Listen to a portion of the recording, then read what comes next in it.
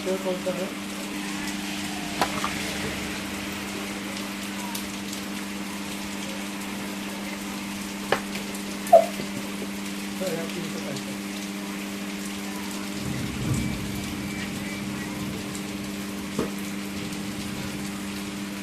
सबकी है 1716 रुपये 9।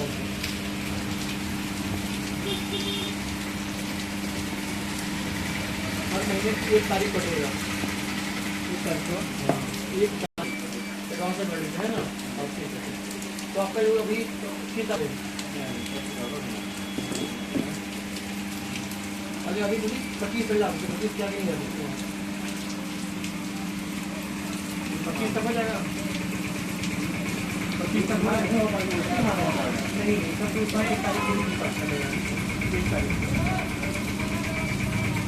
1 तारीख 10वां महीना या किसी सबको पैसा काफी रखना ही रखना है। कितना 1716 किस्त है, लेकिन पहला किस्त में 300 रुपये अधिक लगेगा। सिर्फ एक बार पहला किस्त में 300 रुपये, तो पहला किस्त आपका हो जाएगा 2016 रुपये।